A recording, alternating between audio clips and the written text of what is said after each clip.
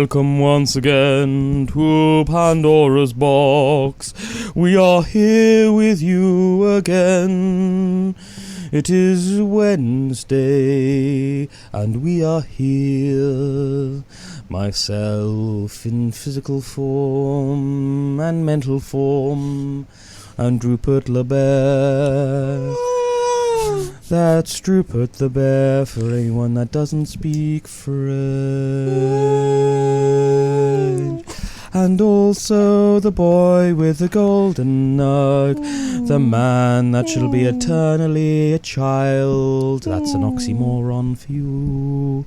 He goes by the name Bullwinkles.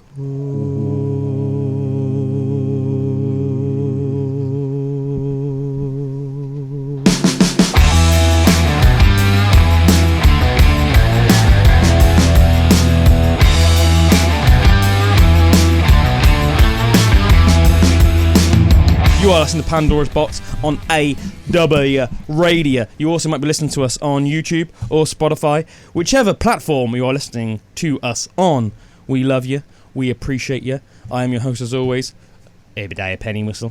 To the right of me we have Rupert LeBear. What's up, what's up, what's up? To the left of me we have bonjour les filles. The man with the golden nugget. I'm Boo. Ho ho. Our Gaps Kids model.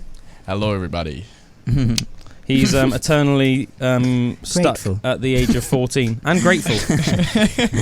I'm grateful, everybody. Grateful for it. So we hope you've had a good week, everybody. We appreciate you. Thanks for being here with us. We've got plenty of shenanigans for you this evening. We got some interesting stories. We got some quickfire facts. Quickfire facts, baby. Bringing you all the stuff. Should we just start off with some quickfire facts? Just reel some off. Let's reel them off. We can talk about it. Facts. Talk about it. Ponder about it. We can get into some cool historical, stories, and then come back to some more facts later.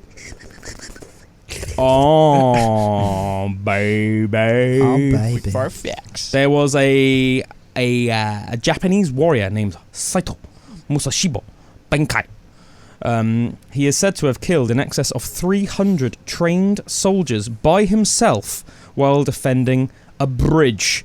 He was so fierce in close quarters that his enemies were forced to kill him with a volley of arrows, and he died standing upright. Do you know what that reminds me a little bit of? This is the Japanese equivalent, a bit of like Harold Hardrada. You know the Battle of Stamford Bridge? You've probably heard a bit about that. Oh, I was thinking of Harold from Vikings. King Harold. Harold. It's not Hardrada. It was. No, you're thinking about. You're not. Wait a minute. King Harold. Oh, you're thinking about Harold. What's his name? Hair? That's from the original Vikings, isn't it? Harold. No, it's King Finehair. Are you thinking of the latest one, Vikings Valhalla? No. You're thinking. You're thinking of the one with Ragnar Lothbrok. Yeah. And all that lot. Harold. He didn't die like that, though, did he? Fine hair. No, but when you said Harold Hardrada, that was the person I had in my head. Do you know what I mean? So Harold Hardrada came after this. So in the Battle of Stamford Bridge, which is one of the when the English throne was under dispute in 1066, basically Harold Godwinson claimed the throne of England, but several other people also claimed the kingdom of England. One of them being, at the time, his name was William the Bastard. He later on became known as William the Conqueror. And the other one was Harold Hardrada. Yeah, I know. The other one was Harold Hardrada. So Harold Hardrada was supposedly the fiercest warrior in the whole of Europe at the time. Apparently he was like 6'7" or 6'8" or something, which in those days would have probably been about the equivalent of like 7 foot now, because people on the whole were a bit shorter. So yeah, apparently he was just like this absolutely brutal fighter. I think he might have even fought in the Varangian Guard in Constantinople, modern day Istanbul, when he was a young man as well. So when he was like in his early 20s, I think he like went all around Europe just like seeking like training and like finding a claim. I'm pretty sure he fought in the Varangian Guard, which was like this elite group of warriors that were basically hired by the rulers of Constantinople, which at the time was probably the most impressive city on the planet. And they would hire the best Saxon and Viking warriors to almost like be their guards, and it was this elite group called the Varangian Guard. And the people of Constantinople, which at the time they were called like Byzantines, so it was almost like remnants of the Roman Empire. Mm-hmm.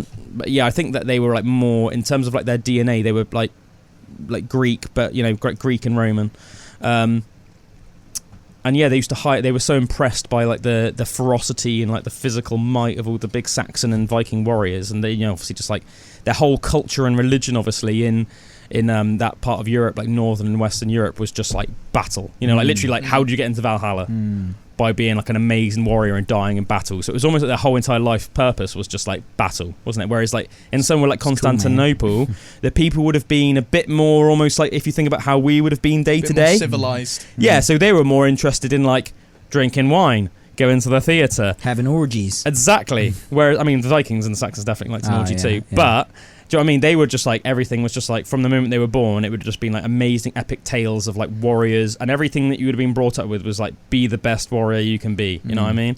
So they had these amazing guards. And yeah, so I think Harald Rada was part of the Varangian Guard for a while, but then as he went back to Norway, he was king of Norway, and he thought that he deserved the throne of England. I can't remember the exact specifics, but he was under the impression that he would become king of England. But Harold Godwinson was as well, and so as well was William the Bastard in Normandy, who was also a descendant of Rollo from Vikings. So in a way, all these people, they're actually like a bit related.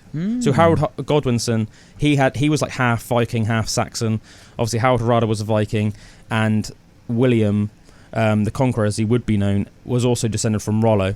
Obviously, the Normandy to this day, in France, Normandy originally was like Northman's land, and then that sort of became Normandy, because that was the land that was given to the Vikings who settled in northern France to essentially protect France from other Vikings and other raiders. It was more like a strategic move from the Franks. The Franks obviously basically being like what are modern day French people. But yeah, Harold Hardrada, that reminds me of like the Japanese version of the story of Harold Hardrada at the Battle of Stamford Bridge. So apparently, actually at Stamford Bridge, the literal bridge itself, there was this bit where it was a very, very close battle between the army of Harold Godwinson and the army of Harold Hardrada. And apparently Harold Hardrada stood on the bridge on his own with like a massive Dane axe, what's it's known. And a Dane axe is basically, it's almost like a really long, massive axe. Warhammer. Yeah, but an axe. Yeah, and apparently he was almost just like 300ing it. Do you know what I mean? Obviously, so obviously like the Battle of Thermopylae with 300. The idea that there was only 300 Spartans and there was like 10,000 Persians, but because they were so good, they were just cutting them down. It was a bit like that, but just with him, and he was just killing people for ages. So what eventually the Saxons did, because they couldn't like just kill him outright, one of them snuck under the bridge, and it would have been like a wooden bridge at the time. And he just thrust a spear right up under Harold Hardrada, and apparently just went right up through the bridge and like into his gonads, essentially. Yeah. And that was obviously a savage enough blow that then the rest of them could like cut him down. Yeah. But that was a. Also, just as an interesting side note, so Harold Hardrada's second in command, and like the second most dominant Viking at the time, was a guy called Orri, and once the battle was lost and Harold Hardrada had died, and it was clear that they were not going to win the Battle of Stamford Bridge, Orri and the rest of the men fled back to the boat, and they ended up sort of travelling around Scotland, and they ended up landing in the Isle of Man, and then they ended up conquering the Isle of Man, and then he became King Orri of Man, and then Orri became King of the Isle of Man. And you can actually just go, I've been to King Orri's grave in the Isle of Man, so he's like obviously in the Isle of Man, like the legend of Orri is like a big deal. And it's even in their national anthem. It's like when King Orri the Dane in Manon did reign, and it's like so it's just cool. That's just cool, really. Yeah, that's cool. And that's why, like, to this day, a lot like some of the other little isles in like Britain, a bit like the Orkneys, and I believe like the Shetland Islands as well. Like they have like a real like strong Viking culture. So it's almost like this mixture of, because apparently when King Orri landed, and then like the Vikings fought the Manxmen, which would have been like Gaelic men, which would have been very similar to sort of like the Scottish and Irish people. Right. And then the Vikings ended up winning, and apparently they just slaughtered all the men on the island. But not the women. Yeah, so like everybody that's like got like in Manx blood is like half Gaelic, half Viking. Whoa. So like, and it's like really in their culture, in the Manx culture, if you ever go there, which I do recommend people go there because it's like amazing. It's almost like a little hidden gem. They call it the jewel of the Irish Sea. But it's like everything there. It's like this really cool mixture between like Gaelic and Viking, like everywhere. They've got these really cool like Viking stones with like runes all carved into them that you can just go and see in the island. As I said, they've got the burial of King Ori, which is cool. You've been King to some Ori's of the grave, yeah. I think you've been to King Ori's grave. Yeah, I remember haven't I fell over in King Ori's grave. It was like real bad because it was quite raining. It's like a weird little thing that you can go in into it. Yeah. And I remember something happened. Like because it's almost like a little. It's like almost like a tomb. It's like a tomb, but with stones and stuff, and you can like walk into it and actually go into like the entrance. What's part the word of I'm trying to think of? It's almost like a not like a almost like a cairn or like a cairn. Yeah, a cairn. And I fell over. It was a bit rainy. It was a bit wet at the time, and King Ori was like, "Oh, you." I was just thinking with like. You know, you said that Ori went over to the Isle of Man. You know, with the rest of the Viking army. Yeah, but would that have been like a very large number then? I'm not sure. I don't know because it like numbers mustn't have been like crazy. Yeah, like, and like you were saying, huge, with them literally doing like a 300 project sort of thing as well, where they were vastly outnumbered. No, they weren't necessarily out. No, they weren't actually outnumbered in terms of, they would have probably a pretty even battle army size at the Stamford Bridge, but it was just that Harold just found the strategic position, and because which reminded you of that, and because he was such a lethal soldier, he just knew that it was a real strategic place, and he was just this absolute berserker, so he was just cutting everyone down. I think it's quite sad when that happens to like a big warrior. Like going back to the original fact. Sorry, just branching off 1 second. No, yeah. I think that's really sad when it's like when someone's that good at being like a warrior, you would like to think that they get to die in like a valiant way. Well, that was a valiant way, though, really. You know what I mean? You got to think from the point of view as a Viking, as I said, like the whole thing is like you don't get into Valhalla unless you die in battle. Do you know what I mean? It's almost like if you die of old age in Viking society, it's almost like that's almost like a to be frowned upon sort of thing. Do you know what I mean? No, I just mean like with the arrows.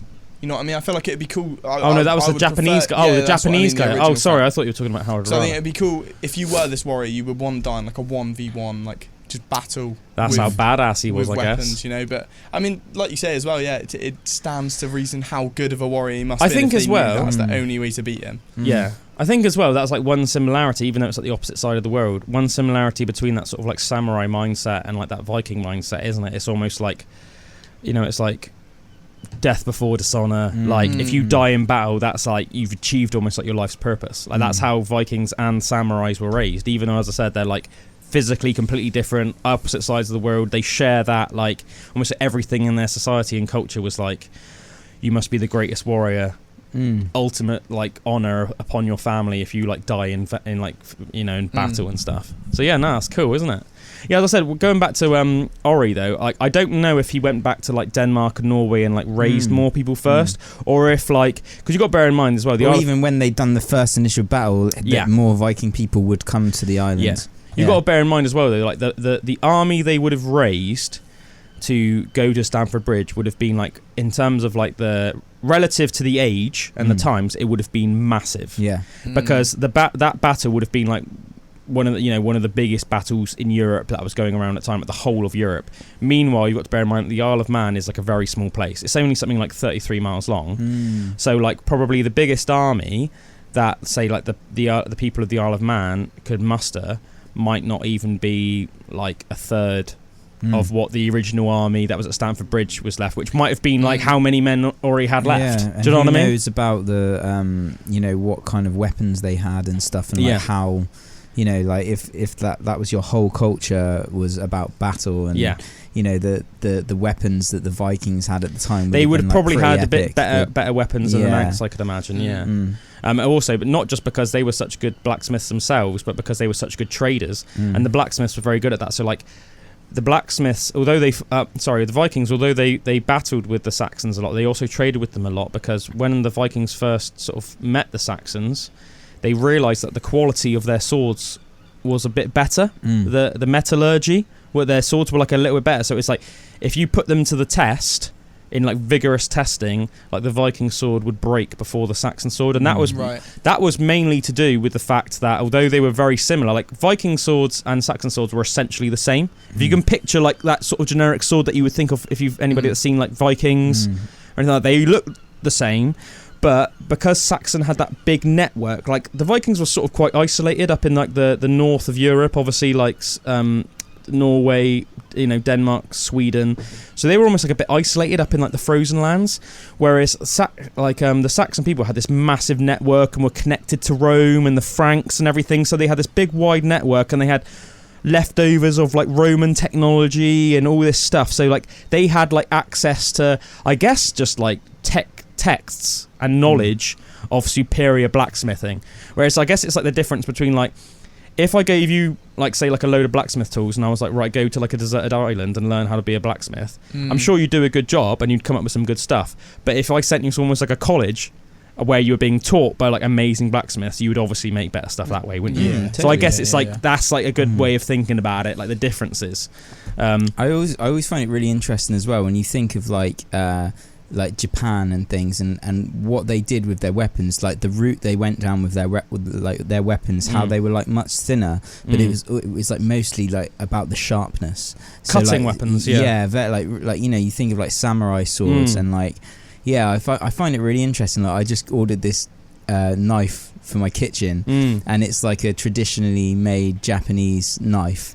And it's so cool. There's something like super cool about it, like the way that it's like hand forged and everything. But that style, like they went like down this whole completely different kind of route with the technology of how that they would like smith that sword and everything. It's like really interesting, isn't it? Like just like the different ways you do it. Like they were more like broader in like Europe and everything, weren't they? Or generally, yeah. I'm actually really interested in like weaponry. It's one of the parts of history I'm most interested in like different cultures and the different weapons and stuff. Yeah, so.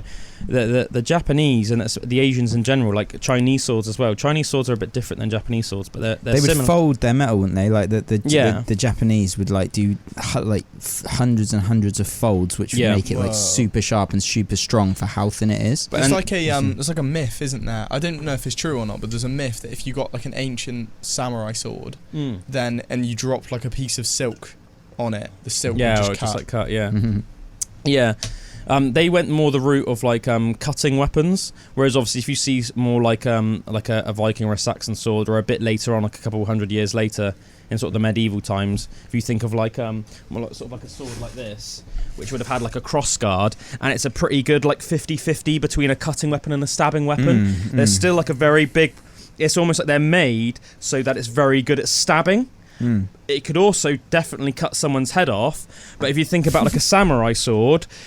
It like you could impale someone with it, but the edge is not specified in any way to be a stabbing weapon. It's a cutting weapon first. It's a cutting weapon first, a stabbing weapon second. Whereas it's almost like a European sword. What nowadays is called, you can go to what's called like HEMA classes nowadays. And what HEMA stands for, you went to it for a while. It just stands for the History of European Martial Arts. So I think sometimes people don't, you think of martial arts nowadays, and you always think of like the Asian martial arts, like. Taekwondo or karate or like jiu-jitsu, which although it's associated more with Brazilians nowadays, it actually originates in Japan. But HEMA, like I think people don't realise how seriously like Europeans took their fighting as well, but it was more weapon based. So you can find so many texts, like like hundreds of books, and it's all nothing but sword fighting techniques and ways to disarm your opponent and ways to fight like with a sword and with a dagger, and like obviously the whole way that like there was so much invested into like creating armor that could like keep you alive, and then conversely then they would create new weapons that would be like you had to kill you even if you were in this armor and stuff. Like it was taken very seriously in Europe. As I said, it is interesting like the differences, as I said, and not obviously just between say that and Europe. Obviously like say like the Middle East, like the Middle Easterners had like their very own interesting weapons as well, and then if in places like I imagine them like thinner at the bottom by the hilt, and then they went quite wide and curved, in scimitars scimitars, and you also have things like kukris, kukris, which is Indian, which was an and yet again though, Indian. Yeah, yet again though, it's like very cutting. It's like almost like Asians. For some reason, it was all very cutting. Like if you think the whole point of like the kukri, for anyone that doesn't know what kukri is, it's almost like if you can picture that sort of like knife, it's almost like goes like a boomerang. It's almost like a boomerang, a sharp boomerang on a handle. But it's weird because the cutting edge is on the inside of like the boomerang would be. Yeah, but that's because it's almost like if you think about like almost like a scythe. Yeah. It's designed so that bend is what creates such force. A good cutting motion, and that's why it's such a lethal cutting weapon. When you think of some of the other cutting swords from like more Middle Eastern, it's like the other way. Yeah, so like the outside of like the boomerang shape would be like the cutting thing because of like the almost like the aerodynamics of like how it would be like with the motion. You know, it's really interesting. Yeah, there are some old. Greek swords and also I think like Egyptian swords as well, which not as radical as the kukri but did almost go up like that. So it would be like maybe not so like harshly like, but you know, almost like in a bend. So it would it would have like be a better cutter basically. I said I do find stuff like that very interesting, you know. And apparently it was say when like the British Empire first sort of went into Asia, it's really interesting. I've watched some like cool videos and it was going on about how obviously the Asian sort of weaponry, they sort of evolved to fight other Asians and neighbouring countries and stuff like that. So, and obviously the British had also like they'd more evolved to fight people like the French and stuff. So when the British armies went into places like India and fought the Indians, it was very interesting because obviously they had what were at the time what were known as sort of like British sabres and things like that. So they were quite thin, weren't they? Yeah, and they actually only had a sharp a long one edge, sharp on one edge. Yeah, and was actually almost like more shaped, almost like a samurai sword, but with a different hilt. Yeah. One thing that's quite different, and I don't know why this wasn't thought of more in Asia, as what you see in Europe with swords is the more time goes on, you can see there's more of like they're evolving hand protection. Yeah. So if you think about like Viking and Saxon swords, there's not much hand protection. So you imagine a swords clashing, and then what would commonly happen is like the swords would clash, and then the sword would run down the blade, and then it would end up chopping off the person's thumb, or like chopping off the person's forearm, or if not even chopping it off, at least leaving it like savagely wounded, like broken tendons and stuff. So at first they invented like the cross guard, which would be like the cross guard is obviously just the bit up here. So the whole reason for that is so that when the sword comes down here, it can't get your hand, and that evolved even more when you think about things like rapiers. And sabres, it's almost got like a whole hand protector thing that your hand can sit in. So it's like, your hand is constantly protected from each angle. Yeah, because and it just makes sense as well. But like people would actively target your hands because obviously if your hands are incapacitated, you cannot hold a weapon. Yeah, and then you're easier to kill. So, but it's interesting that doesn't seem to happen. Like if you think about a katana, like as you were saying, all this technology into the actual blade itself. But the actual handle is actually quite like almost like primitive. Yeah, like very small. Yeah, and like you tiny think little guard. Like you wouldn't protect you at all, really. I bet there must have been loads of hand injuries in Japan. Do you know what I mean? Yeah, that'd be an interesting one to look up. Yeah, definitely. But I do think weaponry is, I said weaponry is quite fascinating. Like the evolution of weaponry, you know. But yeah, you can find some really interesting stories on, like, as I said, like battles between British soldiers, like sword fights between British soldiers and like Indian warriors. As I said, like the British more with sort of like what you think of as almost like rapiers and sabres and stuff, and then because that's what I was thinking with like how sharp and the cutting power that ancient samurai swords are like supposed to have. Like if that was met with a more of a broader sword from Europe at the time, like how they would fare against each other, you know. Like I think that the European knight would win quite well, to be honest. I because even though the samurai swords would be so sharp, they didn't really develop their armor the same. And I think a knight, if you think of like a knight in like full plate armor, plate armor, do you know what I mean? Fully with like a sword like that's like proper battle ready. For a start, they'd have the reach advantage, and reach is like a lot in like even like in like boxing, let alone in like sword fighting. Like reach is very important. It's basically it's like, well, you know, if I can get to you before you can get to me, then it's like, do you know what I mean? Or if I can keep you at a distance that you can't get to me, at the very least. Do you know what I mean? So that's one thing. As I said, plate armor obviously is ridiculously powerful, and I think the main way to get through plate armor is more through the gaps, through piercing weapons. So they invented these really powerful daggers that were almost like had like were triangular at their base, and then went down into like a really sharp point. And they were like, if you can imagine like hammering that down into someone, even in plate armor, it would like manage to pierce the armor. But like as I said, because they didn't really ever they almost had like I can't remember the name of the actual armor. But can you think of like say leather. What a samurai wears? Yeah, it's almost with like chainmail. I don't think they even had chainmail. Do they not? I can picture what it would look like. It's almost like bamboo. I don't know what bamboo, but you know what I mean? It's almost like there's like those like straw mats. It would almost be like loads of them, like compiled together and stuff, and then like things like that on top. Definitely butchering actually what a samurai actually wore. So sorry for any samurai experts out there that are like idiots. Try and get a samurai on the pod. That'd be cool. Yeah, well, yeah. Imagine that, just a little samurai, just last of the samurai. Tom Cruise. I think that's what made me think chainmail, because I swear on his samurai armor he's got chainmail. Like, I think so. Can you Google Bullwinkle or Drew, whoever? Can you just Google did samurais wear chainmail? I'm pretty sure they didn't have that technology. I'm pretty sure that was like a European thing. Do you know what I mean? The same way that like the Asians invented like fireworks and we didn't have them until and a bit like how. Okay. So kusari gusuku, chain armor, is the Japanese term for mail armor. Kusuri is a type of armor used by the samurai class and the retainers in feudal Japan. So yeah, they did. Oh, they did have chainmail then. Armor, yeah. Oh, cool. When did they invent that then? So did they invent that, or was that after they'd met the Europeans? 1270s. Oh, okay. So they definitely did invent it themselves then. Yeah. Oh, that's cool. Oh, so they did actually have it then. Yeah, interessante. Would you also, just because I think they're really cool weapons, would you also look up a Kopesh? I think it's like Kopesh. Yeah, the thing is, we won't be able to see it on the. Oh, we not? No, have we not got the thing up today? No, we've not got it on, man. Oh, that's a shame. Oh, don't worry. But the Kopesh, that looks cool. Yeah, it's a cool weapon. For anyone watching right now, just type up Kopesh. Kopesh. E-S-H, not E-S. Does it say like where it originates from? I think it might originate from like Egypt or something. Let's have a look.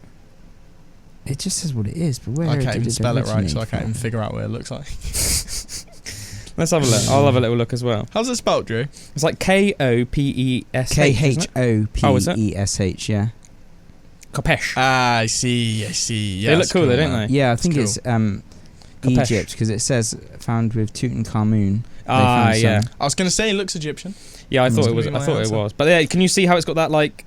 It's almost like goes straight at the start, and then it's got that like the hook. You can imagine that'd be pretty savage, can't you? It's a sickle-shaped sword that evolved from battle axes. Who was it that used? I know there was some people that used like daggers and stuff where they would be like twisted, so that if you were to put it in someone, like stab it into someone, when you pull it out, it would almost like twist all like the entry point and like literally rupture like everything inside of you, and it's like considered one of the most deadly like. Oh really? I don't you can have. Yeah, I don't really know exactly what you mean by like a twisted dagger. Like it would almost have like three sort of things, like it's like spinning around. Yeah, kind of. Yeah. Oh, that looks crazy. What's that, man? Poshland twisted Damascus dagger. Yeah, it looks a bit like a corkscrew, but like sharp on all the way around on the points and stuff. Right, it looks pretty crazy. Cool. Yeah, pretty funny as well how literally did one quickfire fact and we just like spiraled off on this like, massive fact. Weapons are actually so interesting. Oh, they are fascinating for how much like death and destruction they deal. Oh yeah, definitely. So interesting as well. Yeah. I used to be. That's another. I know what we were talking about on Mystery Mondays as well, like this week, and about like past lives and stuff like that, and like it's almost like there's this for me when I was a kid, like I was like strangely obsessed with swords and knives. Oh, me too. Like like before I had even so been many exposed toy swords to much about. Like, you know what I mean? And it's like there was this like thing inside you. It's just like I'm a warrior. Yeah. Oh man, I was exactly the same. If we were ever in a shop and it'd be like, oh Calum, do you want a toy? You've been a good boy recently. I'd be like, I want a toy sword. Yeah. I'd go to like find like a little toy sword in the shop and I'd want that. Yeah, I was obsessed. Apparently, like there's that picture. I put it on like Facebook a while ago. Oh, yeah. Just I'm just in a pair of pants and some wellies, and then I've just got about like 20 daggers and knives all just like stuffed into my pants, and a bow and a bow on, and it was literally like some weird little like Hunter. some little like Rambo Conan hybrid. Yeah, just looking at the camera like. Yeah. Yeah, man. Oh, it's just fun, isn't it? It's yeah. Cool.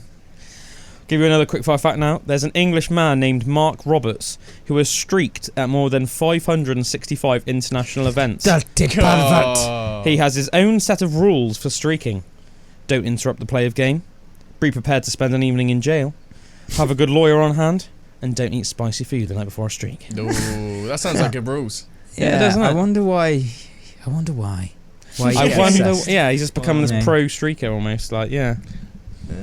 I remember the first football game. I haven't been to many football games in my life, but the first one I ever went to, there was a streaker that ran out onto the pitch. Oh, was that? Nice. I was like, yeah, that was pretty far? Interesting.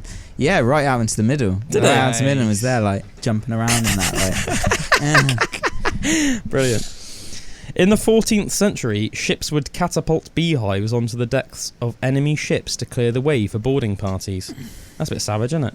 So they'd what, sorry? Catapult beehives onto the decks of enemy ships to clear the way for boarding parties. To clear the way for So if they were like hunting down another ship. So they would catapult the beehives on so that they could, so that the men had sort of all been like cleared and ran off all hysterically by the time they'd boarded the ship. Let's get you another quick fire fact. Sarah Wilson, who was born in the 1700s, was an English conwoman who often travelled in the United Kingdom, presenting herself to be of royalty, and she conned many lower-class families. She was convicted as a thief in the 1770s. She, however, managed to escape to America and lived like royalty for the rest of her life under the guise of a Princess Carolina Matilda. Sort of like impressed almost in a way that she managed to make like a full career out of that. Fake it till you make it. Yeah, she literally did. She just like lived a life of royalty in America. Everyone just sort of like, I guess, were just like, oh, okay, yeah, that's cool. Fair play. This is quite a cool one. Monkeys in Japan have learned to wash sweet potatoes in fresh water to clean them, but they have recently switched to washing sweet potatoes in salt water. Scientists have theorised that this is because they like the salty taste of the potatoes more than the plain potato taste. Nice. So it's a bit like when we season our potatoes before we roast them. I mean, that makes sense to me, though. Seasoning all round, imagine like having a roast potato, but you haven't seasoned it. Oh man! I mean, you know, having anything really when you haven't seasoned it. I know. Like, yeah, you know. When people tell me that they don't have like salt and pepper and stuff on their food, I'm like, what? Yeah. What? Bit of olive oil, bit of rosemary, bit of salt. Oh, that's crazy. Like to me, that's like crazy, man. That's crazy. I loved that thing. I still always, whenever we talk about monkeys, I always go back to that thing of you showing me the orangutans that like fish. I would like to fish. Went fishing, and then like the fact that they were in one particular species of them have now entered their Stone Age. The Stone Age. No, that's so cool. Yeah, that's slightly different. So there's orangutans that like observed people fishing in Asia and then have started fishing themselves. But then there's the chimps. It's the chimps that have entered the Stone Age. So that wasn't through them observing humankind, as far as I'm aware. It's just that scientists have observed that some tribes of chimps have entered the Stone Age. They've started using stones as tools, so they've officially entered the Stone Age, which is just really cool, isn't it? Another fact that I find really interesting with like animals and species, I can't remember it specifically, but it was basically after a certain amount do a certain thing, then the whole species like it almost that that hive mind. Yeah, it's like that technique or that thing gets just like implanted into everyone. It's like the equivalent, like the mental equivalent of like, you know, when they say like herd immunity. You know when they say like, oh no, the best way to get immune to a virus herd immunity is like yeah that's that equivalent. Yeah, you know they say like the best way to get like a species like used to like a virus or whatever is to just let it spread through the community, and then you'll get like a herd immunity, and after a while it won't be any worse than a cold. That was like the it was weird because when COVID first came out, I remember that was originally Boris Johnson's plan. Do you remember? Boris Johnson went on and he said that he was going to let the coronavirus spread through the community, and so we would get herd immunity. And then like loads of stuff happened and kicked off, and then suddenly it was like no lockdown. But like that was the original plan. I'd be curious, thinking of those chimps that have entered their Stone Age. I'd be curious if like, think of humans, for example. Now that everyone's got phones, right? There would have been a time when no one had phones. Yeah. But there are still the few people that are like, you know what? I'm not getting a phone. Yeah, like I old like life people. before phone. Yeah. So I wonder if there are chimps about that all the other chimps are like, right, we're going to start using tools. We're going to start using stone. And they're like, no. Nah, man. I'm sticking to the old ways. I'm not keeping this crazy tech. Yeah, man. I'm just going to just do it all with my hands, bro. Mm-hmm. So what about the bears then, who observe the beauty of nature? Isn't that a part of cool. Progression? Yeah, well, it's interesting, isn't it? But like, I think if you're a bear, I don't think you even really need tools because you're such a unit. You got tools on the ends of your fingers. Did that come out this past week? That news that they can like observe beauty, or did you just tell us that? I was a fact I said last week. Right. At the end of the episode. Yeah, it was like the end of one of my Quickfire Facts.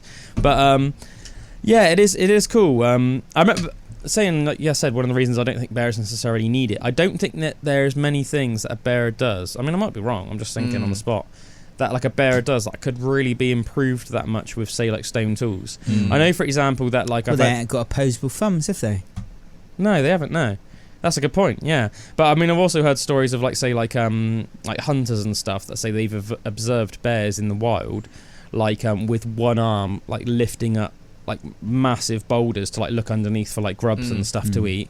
And they said that afterwards, like when the bear is cleared off, they've like gone up to the boulder and like, say, like two or three men like can't move it like an inch, but the bear with one arm was just really casually, like the same way that like you'd like lift up a coffee mug. Apparently it wasn't like it was just like.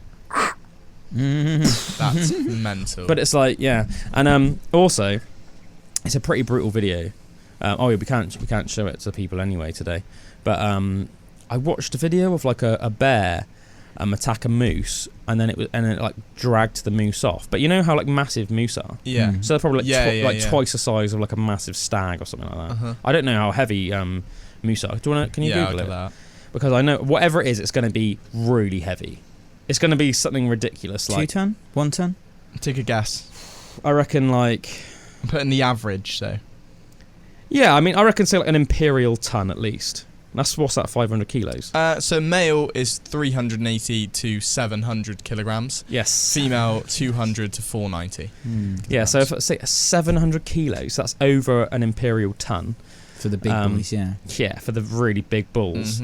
But yeah, and in the video, the bear's like dragging off the moose, but it's like, oh man, it's like how I would. A toy. It's like how I would pull around like a small woman. Do you know what I mean? Like, it's like, you know when you watch something, you're like, that's like, it's almost like that's weird. That's pretty easy. That's weirdly easy. Yeah. You know, I think one of the things that makes somebody like, you know, when you're like younger and you're watching pro wrestling. Like, one of the reasons I was always like such a big fan of, say, like people like Bill Goldberg and Brock was because I've always been really interested in sort of athletics and stuff. The reason I was such big fans of them is because they have that weird freakish thing where it's like a lot of wrestlers like lift other wrestlers and they suplex them and stuff, but it was the way that when someone like Brock or Bill did, and it had this weird like effortlessness to it, and it makes you think like, oh my god, and like speed as well. Yeah, like they were speedy as well as strong, weren't they? Like, and I think that's what bears have, but like obviously on another level. It's like when like the way that the bear like pulled the moose across the ground, it was scary, man. It was like, I was like, whoa, like that's a moose. That's like literally the largest mammal in North America, and the bear was like pulling it around like it was like a child. You know what I mean? It was like crazy, man. It was crazy.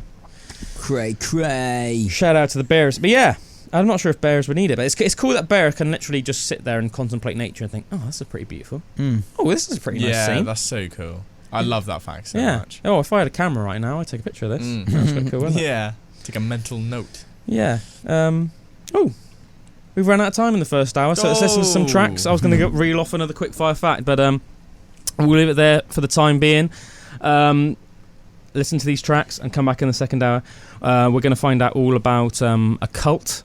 A local cult, actually. A cult that was actually super local to us, just a couple of miles away from us. Oh, I'm excited. And we've got plenty more quickfire facts and a couple of other stuff to talk about. So yeah, cheers everybody. We are now going to find out all about a sex cult. Ooh. So this is my kind of cult. Oh, babe. Yeah, babe. All right. Alright. So this is the Spaxton Sex Cult of the 1800s. Wow. So people that listen to us locally obviously will know where Spaxton is. For people that don't, Spaxton is a village that is about 4 miles from where we are recording this right now. And they had a cult called the Agapemone back in the 1800s. Yeah. So I've known about the Agapemone for a long time, but there's what reminded me of it recently was there was this newspaper article from a local newspaper, the Mercury. So I'm going to read it out to you and then fill in any blanks with prior knowledge I already had on the Agapemone. So it says, it was a little awkward in January 1899 when the Son of God died near Bridgewater, considering he was supposed to be immortal. Several soul brides and his daughter, the child of the devil, succeeded him, and he was buried standing up just so he was ready for action when the resurrection occurred.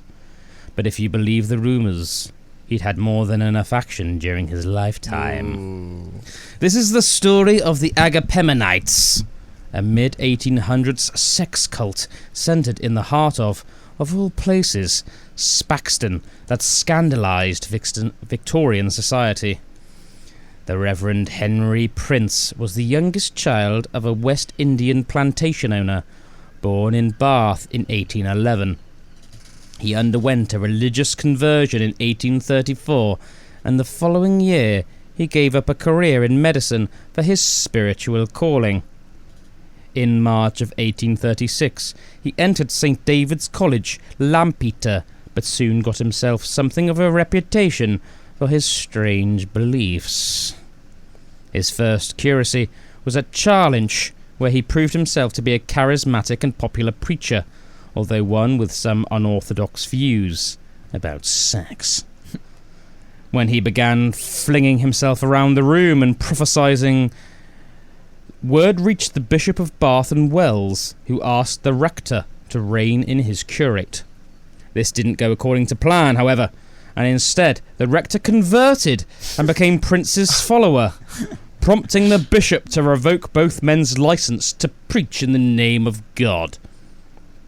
In 1842, Prince obtained a temporary curacy in Suffolk, but with the words, "In me you see Christ in the flesh."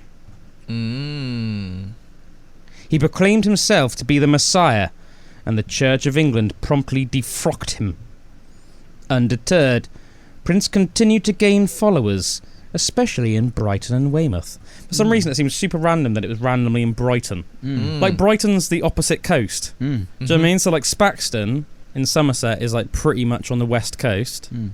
Like just like a few miles from the west coast. And Brighton's like the east coast. So that's really random, isn't it? To all the piers. Like, I mean, you can at least see like... That's where he's preaching. At least Weymouth's still southwest. Yeah, just a bit random, isn't it? It's just a bit random. So where was I? His gospel also attracted many young unmarried women and older widows. One day, Prince gathered them all in a large house in Weymouth and solemnly informed them the end of the world was nigh. What? They were told that all possessions, including money, would be meaningless in the face of oblivion, so they should share them for the common good. And just like that, the Agapemone, or the Abode of Love, as it was also known, became a reality. Using the money, the group bought a 200-acre estate in Spaxton, complete with a great house with some 18 bedrooms, sitting rooms, dining rooms, and servants' quarters. Spacious grounds and gardens became known as the Eden.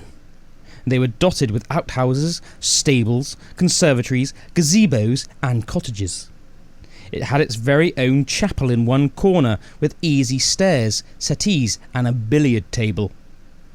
The estate was also surrounded by a high brick wall to keep prying eyes out, and the faithful in. Enormous bloodhounds guarded the gates.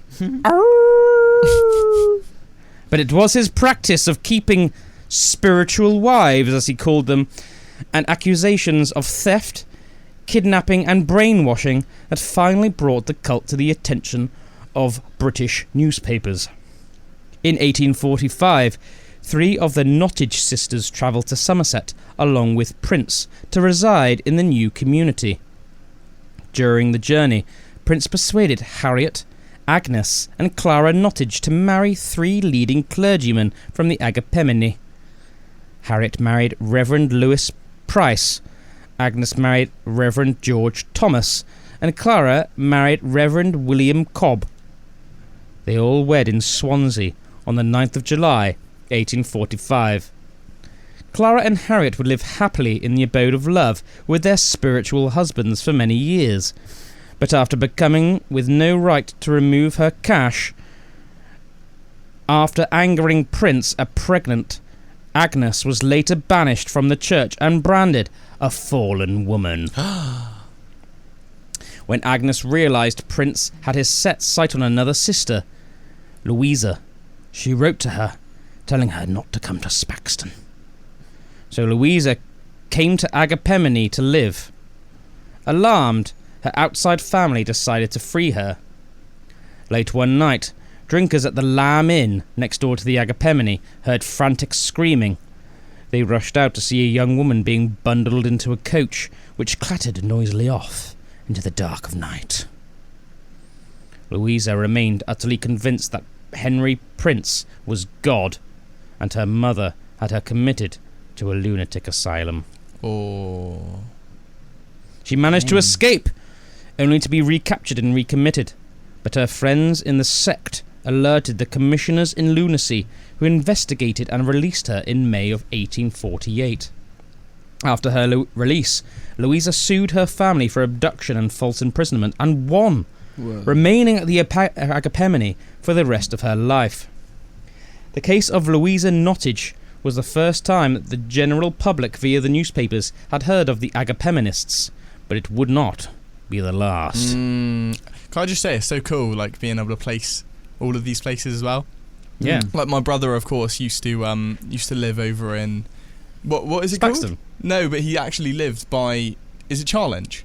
Challenge, yeah. Yeah, he lived in, like, Challenge Manor. Oh, like, yeah, had yeah, a house sit there, and then there's, like, that creepy church right next to Challenge it. Church. Yeah, and then my ex-girlfriend lived in Spaxton too, and, like, worked at the Lamb Inn, like, right next to the place and everything. Yeah, I've been in the Lamb quite a few times for a steak. Yeah. It's quite a good, nice place to go for food. Yeah, they do, like, good steak and chips there and stuff, and they're the sort of place that, like, if you ask them to give you an egg with it, they will. Didn't Jess White live in...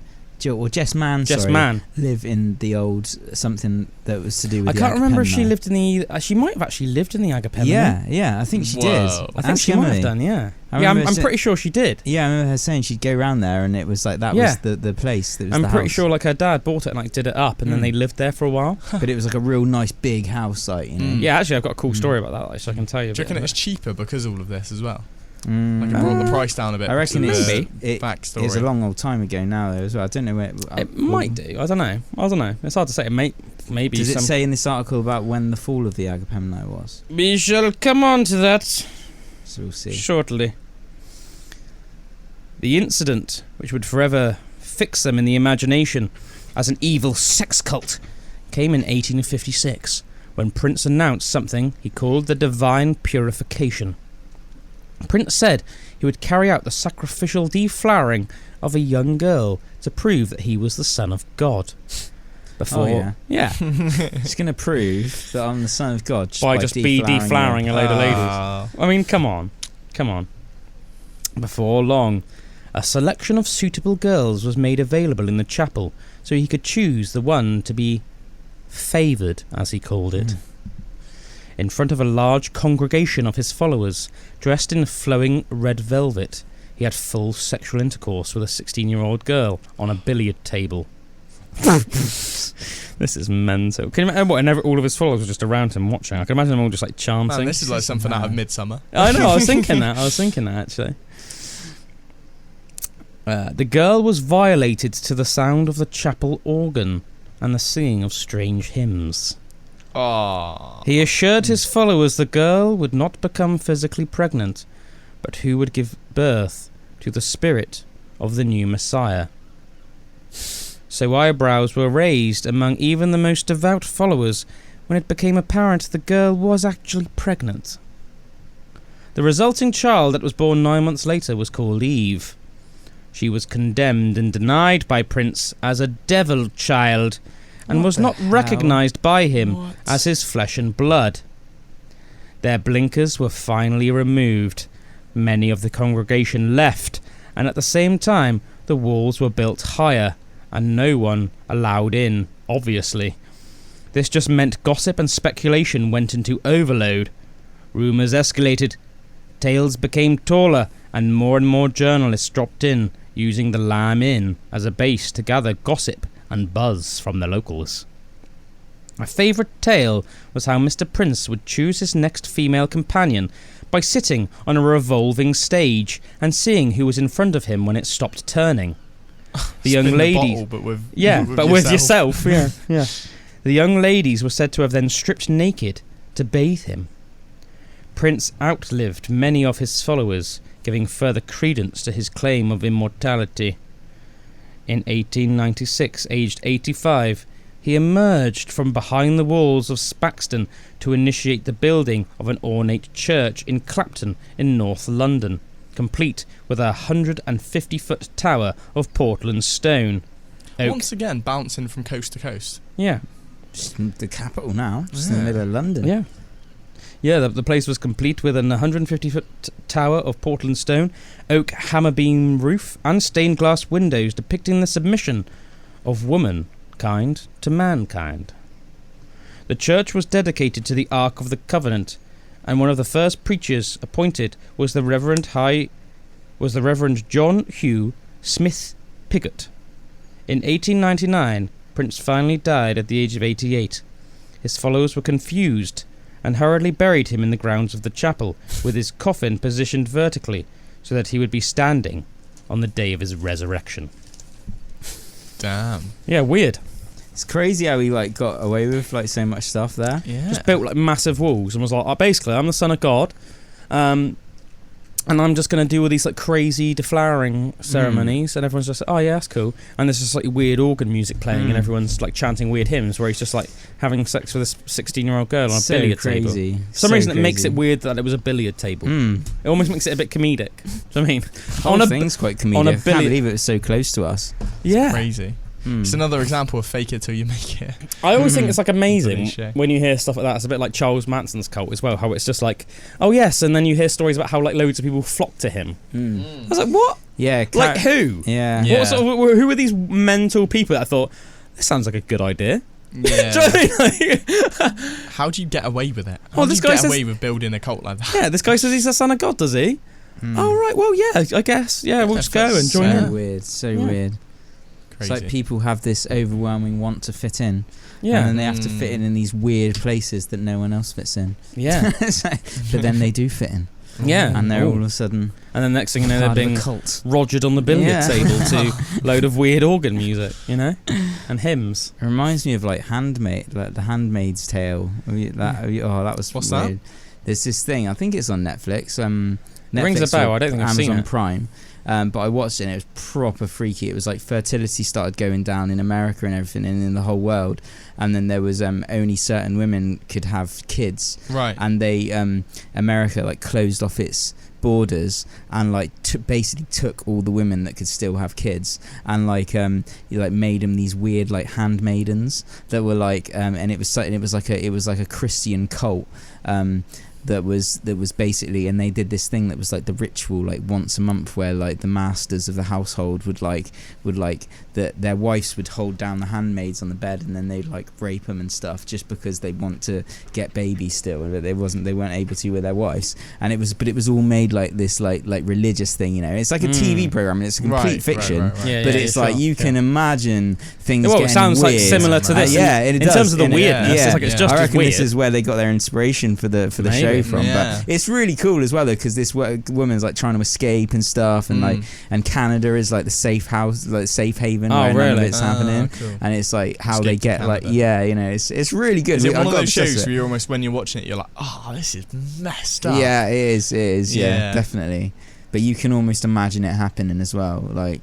what's it called, like extremist like people, that really believe certain things like that, and like the things that they'll go to, like to.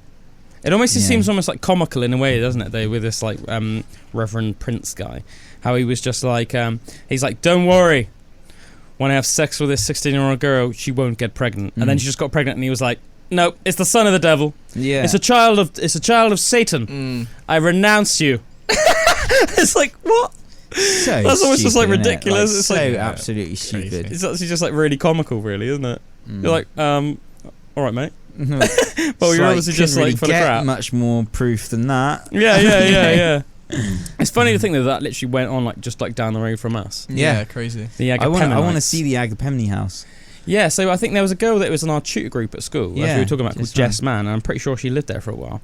I'm not sure if this is the same place as well, but I think Em was telling me, I don't know if this was this place or not. Oh no, actually I don't think it was. There's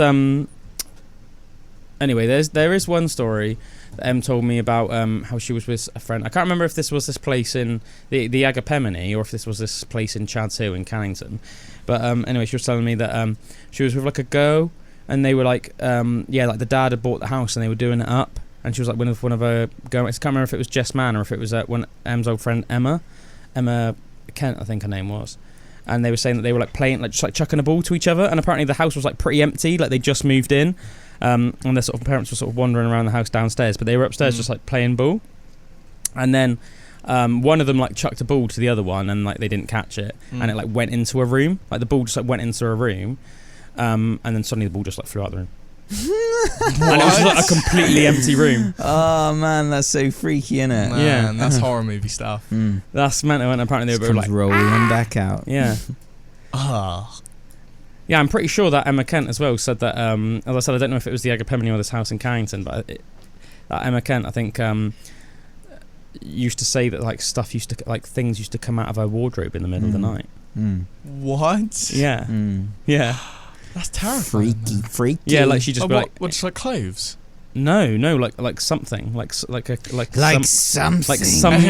like either like someone or something, like in the middle of a night, like every now and again, like the wardrobe would just open and like she'd just see something like climb out of it, and then she'd like scream, and then the parents would run into the room and turn the light on, and then like would just be like nothing there, but she'd like see in the darkness like a wardrobe going, and then something like get out. But then by the time she'd like screamed and the parents were coming, it was like nothing there. So it was like, I don't know, like some ghost or something. That's what she thought. Maybe it was just like sleep paralysis or like a nightmare. Yeah, but still, creepy story nonetheless. Yeah, whatever the case. Whatever it was, terrifying. It was a pretty creepy story. Yeah, 100%. Yeah, because like, I remember Emma always like saying she was like really always like freaked out to stay there. Yeah. She'd like stayed at our house a couple of times. But I think Em said that even when she stayed, apparently like the light used to like randomly flicker. So they'd have like a light on in their bedroom and suddenly just randomly just like, you know, it's almost like it's like flickering on and off. Whoa. Maybe it was just faulty electrics or something. I want to know these things. I remember where I went to like a ghost hunt at Maunsell House once. Oh yeah. And they had these things that were like, are they called like EVF meters or something? Oh. And electromagnetic. I don't know if it's... Is that the little things with like beeps when when there's a ghost present? Yeah, I know exactly. It's like any... Like if there's like a radiation or something or some kind of frequency that happens around it, it was like it would light up and like kind of beep and stuff. But it was like really crazy because when we were there doing kind of ghosty things, you could ask questions and it would like beep twice for yes or like beep once for no and that, and it was like really weird. It would actually like light up and stuff, and it was like, I wonder what that actually was. I want to get one like for my own house or something. We got to do Pandora's box goes ghost hunting or something. Oh, that'd be so cool. There's so many like cool haunted places near us as well. So definitely, as I said, the Jamaica Inn, cool apparently. Yeah, I'm pretty sure the Jamaica Inn is supposed to be the most, like one of the most, if it's not the most, it's one of the most haunted places in the entire of the UK, and it's like, I can't remember if it's North Cornwall or South Devon, but either way, it's not that far from us. Like we can get there in like a couple of hours. I definitely end up freaking myself out, but that is partly the point. So I'd enjoy all it. Cameras on you, bro. It's proper weird how you can freak yourself out, like psychological. Yeah, like I went through years of not really doing it. And like, in like, I used to like hate it as a kid. Like, I could freak myself out, and then I'd just be like, I'd feel horrible being like somewhere like on your own and that. I freaked myself out. It's just horrible just being somewhere on your own. Yeah. That seems almost like really ominous. I'm like, what aren't you telling us, man? Yeah, no, like what are you doing? But I was in my house the other day and I freaked myself out. How? Yeah. I did it just yesterday. by What, you thinking egged yourself differently. on? Just by thinking differently. Yeah, like I came downstairs and it was like the middle of the night. And like, you know, I can sit in my living room in the pitch black, like no problem at all, and just not be worried, like at all, like just like normally. not in this like. But then I came down the stairs. Oh, it was when Meg was at Wellington, Right, so I was in there completely on my own. And you're thinking you've only lived there for a little while, yeah, so you don't know. And then I was thinking, I wonder what like the actual energies are like in this house. I wonder if there is any kind of like history, because I know it's a really old place and stuff. And you know, it used to be the little road behind us, or the little thing. There used to be like a stable for a horse and cart and stuff. It's like a really like old place. Yeah. And I just got down to the bottom of the thing, and I had that thought. And when I had that thought of like, I wonder if there's anything around here, like any like imprints of a memory or anything of like people that had lived here. And then I freaked myself out, and I was like standing at the bottom of the stairs, like looking through the hallway, like into where the kitchen is in the bathroom. There's like a little light coming from the kitchen window, just like flickering a bit, and I was just a bit like, all right, I'm going back upstairs. I went back upstairs. But it was like, but I knew it was stupid. But just from that change of perspective, I freaked myself out, and I was like, I've still got it. I can still do it. I did it yesterday in here. Really? Did you? In here? Man, in this I remember you studio. messaged me and said that you came in here late last night. So I got here at like 10, I reckon it was. I think it was about like 9:45 or yeah, something. I got here like around 10 and then wrote my movie review for my breakfast show. And I just watched Midsummer right before I came in. Midsummer. So I came in and like we were saying, it's not a movie where you feel like someone's coming to get you, but it's a movie where you're kind more of like a I'd little say bit like, a bit depressing.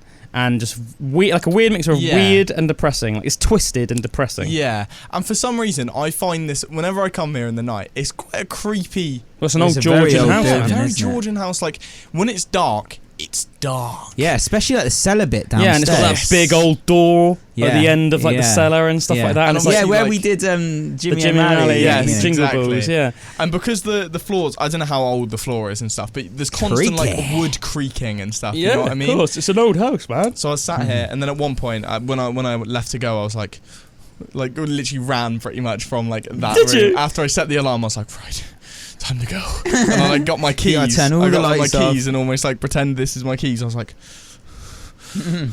just in case, so I could like push. Well, yeah, this is probably like one of the oldest houses in town. It's a creepy house, man, and it's the fact you don't really know what's underneath. I said it's called it's a bit creepy. As almost like a nickname. It's called Lion's House because it's got lions at the bottom of the stairs outside. But its technical name is Benjamin Holloway House, isn't it? It was built by a man called Benjamin Holloway. He was like a very wealthy man in the Georgian period. But I think for a while, it was the house of the mayor of Bridgewater. So yeah, it goes right back to the Georgian period. So it was like hundreds of years old. So yeah, who knows, man? It's funny whenever you do freak yourself out. I always find that you end up feeling hyper alert. Yeah, you know what I mean. I'm like, it is. It's just your every little thing. You're like, whereas like normally you won't even pay attention to it. Yeah, exactly. You just ignore it. Exactly. Yeah, I mean Rubus House, the other sort of the other building in town, that is part of the company Aspen Waite. Yeah.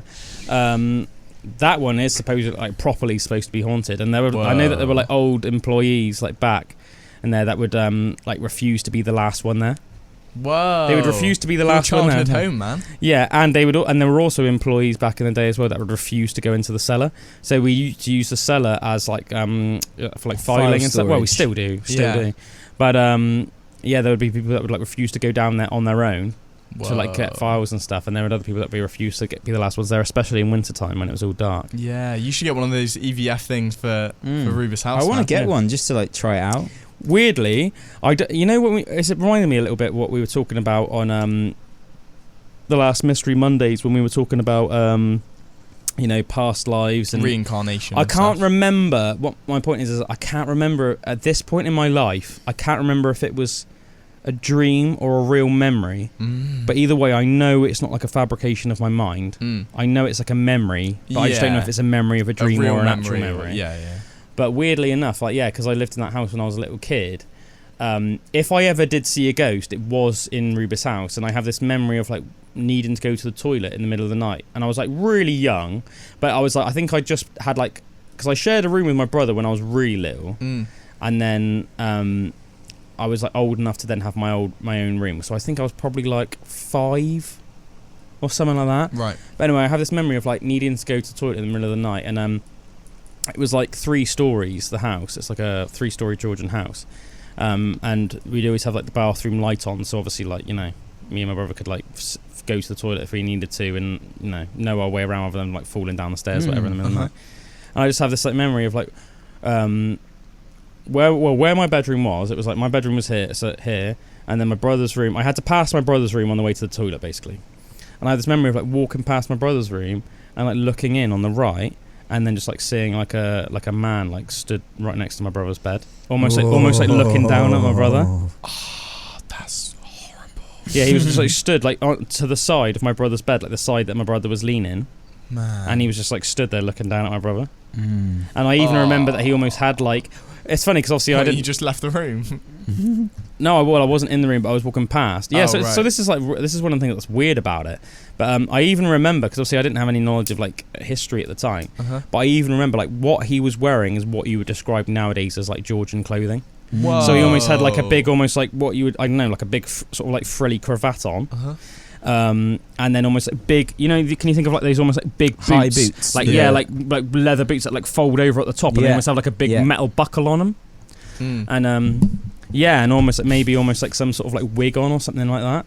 I And love then the idea of you just walking past and be like, not my problem. this is one of the weird things about it though, and this is one of the things I don't really understand, and it makes me think like, you know, was it a dream? Yeah, like was it a dream, or like why did I react like this? But like you would think, if you ask somebody how they react in that situation, you'd think that they'd probably be like, oh my god. Yeah. But I remember it was almost like alert, and I was like just really casually, then went to the bathroom and then like had a wee, and then just really casually went back to bed. So it's just weird, isn't it? Yeah. So yeah, God knows. But like I don't know, that might, so like I don't know, that's the only time in my life that I may or may not have seen something paranormal happen. But as I said, it's just so long ago I can't remember. I can't remember if it's a real memory or not. I know that it happened, and I 100% can like guarantee you that like that story is not made up in any shape or form. I literally like swear on my daughter's life. But like I don't know whether it's like a whether fabrication of your mind. Yeah. But it's a clear thing, and I've had that I said I can remember, you know, it's like one of my oldest memories almost, you know? Like a really like bit distinct old memory. I don't know if we've ever gone into this, but have you got any ghost stories? Not really, no. I did like I used to do Ouija. a lot of Ouija boards, and when I was younger, and also like automatic writing. So like I remember you saying about this, so doing that, and like just drawing some like weird stuff, but like where it wouldn't be me that was moving my hand. Drew but I, like, is a naughty boy. I remember what was like so interesting about some of the most interesting automatic writings that I did was when I remember this one, and it was like a very small picture, and it was like there was shapes being made as I was like doing the automatic writing. And the only thing that makes me think that this was either a subconscious part of myself, or it was actually like a spirit that was, or like something that wasn't physically there that was making this happen, is because I didn't know what the picture was going to be. It was like it made shapes, and then all of a sudden there was a point where it became clear what the picture was, and it was like whoa, and it was like this like little like a person, like a little like boy, like with angel wings, and like and it just but each thing it took about half an hour for this like. So did you think that maybe it was your brother or something? So yeah, so then I remember at the time, and I told my mum about it, and I gave my mum the picture, and she put the picture in her purse and like kept it forever. That's lovely, yeah. man. That's really because nice. she actually really believed that it was my little brother. Like saying like, you know, I'm here, I'm an angel, I'm okay. You know, and it was like that's the only kind of. But no, I've had like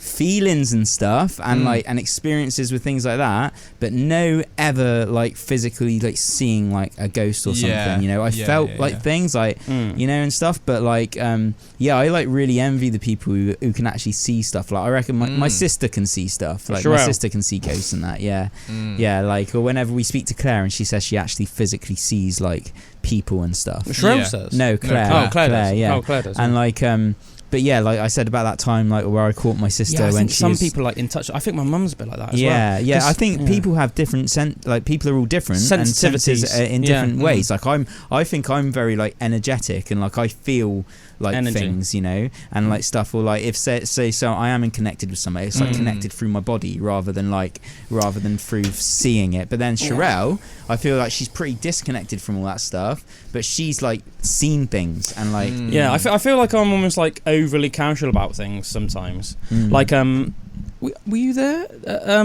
Were you there at the time, or were you there? I know it was me and Josh. I know it was me and Josh and someone else, but it was when before Death by Kai did their last gig the other week, and it was the night before, and we all went down. Obviously, you guys, like you and Josh and everyone had sound check, and we were like setting up the cameras and that as well, and getting a feel for that. And then it was like we were just about to go home. Everyone was about to go home, and I was chatting to Josh in like the gig room, and then from like behind the curtain. Oh yeah, I was there. Or stuff. There was just something like a real loud like noise. I can't even remember what the noise was, whether it was like a bang or a crash or like what the sort of noise was, but it was just really loud. And then Josh just suddenly went, "Is there someone behind there?" And I just went, "No, I don't think so." And Josh just suddenly went, "That was a bit weird." But then we just we just casually carried on the conversation. But it was like, no, you might think like something down there behind there might have like fallen or something. But the thing is, it's like obviously there's no draft there. It's like an indoors behind a stage. Behind a big curtain, and nobody had been behind there for like a good couple of minutes, so you'd think that if something had been like left in a way that it might fall, it would have probably already fallen. So that was just a bit weird. I'd say you're not a skeptic, but I'd say you're someone who tries to see the because I think otherwise then side. How can you expect to be taken seriously if like everything that you can't explain you just suddenly are like go for aliens, because it almost sounds like silly. But so I think I'm open to the idea, for example, of ghosts or aliens or anything really, but I actually just I like to think of it. It's almost just like the process of elimination. So it's like, okay, what are the options of what things could be, and then you go through it, and then if you are left still without an explanation, then you're like, huh. So I mean, you're like, oh, okay then. Well, that's quite interesting. I consider myself to be quite like active-minded, which is probably why I'm always freaking myself out. You know, and I always tell you, I've got like always just whenever we used to go out, I'd always have weird stories, and when I'd be like freaked out about something, like this weekend when I saw a UFO. Oh yeah, that was cool. Oh yeah. But that was something that I was stood there and there's still zero explanation. That was to during what I saw that night. On the night that it was the meteor shower, wasn't it? Yeah. So you got a video of it as well, didn't you? Yeah. The thing I got on video, I don't think was aliens. I think that was just a meteor shower. Yeah. But the thing after, the only thing that I could have in my brain, obviously I don't know that much about space, but would be a star exploding. That's like a supernova or something you know, and we just managed to catch that moment. That's the only thing that I could possibly think. Do you know what you might have seen? What may I have seen? Wait a minute, I just remembered I saved something. I saved an article. Essentially, ladies and gents, I went out on the weekend, and after we came back, we went for a bit of a debrief at our local field with my friends. And we were sat out there just stargazing. There was we're passing through like an asteroid belt at the moment, so there was lots of meteors and shooting stars and everything, so we were just star watching. And then we saw this one that was like loads of different meteors going really, really slow. And I still can't really explain what that was. I think that was just meteors. I saw a video from Spain which looked like similar, essentially what we saw, and that was explaining it as meteors. But then afterwards we were all a bit freaked out, probably a little bit drunk as well, so that may take away from the credibility of my story. But my friend was like, what is that behind the tree? So I walk over to the left and I'm looking, and originally I would have thought it was like a lamp because it wasn't up very high, but I realised whatever this was, it was suspended in the air, and it was a bit bigger than a star. Like there was definitely a little bit of girth to this you know, pitch white star in the sky, more so than you would think of a normal star. Not enough to be like crazy, but enough to be like, that's quite big for a star. Bigger than a star would be normally. Yeah. And I called my friend over and was like, come look. And as I was sort of looking at it with my friend, it like almost got bigger and like really bright and like flashed at us essentially, and then just sort of dissipated and disappeared.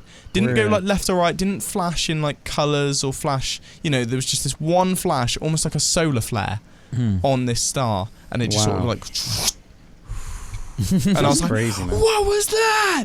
What was that? That's cool, but yeah, man. that was my UFO experience. Yeah, I don't to be honest, I don't think this is actually probably what you saw, because this thing hasn't died. But what made me think of it is that, like it says, was like an article I've literally just been reading within the last couple of days, and it says, billions of light years away, there is a massive ball of hot gas that is brighter than 100 billion of our suns. No, Whoa. 100 billion of our suns. It is tough for the human mind to imagine something so bright, it says.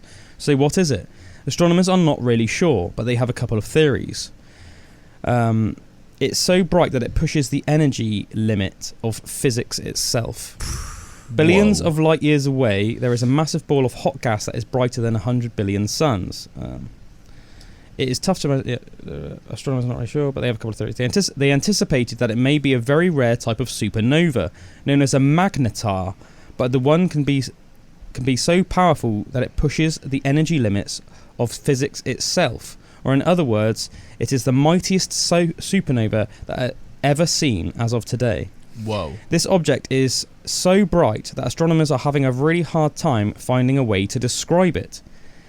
If it's in fact a magnetar, it's as if nature took each thing we noticed about magnetars and turned it up to 11. I love how that scientist used the spinal tap. Turned up to 11. Yeah, I love the fact that scientist used the spinal tap quote.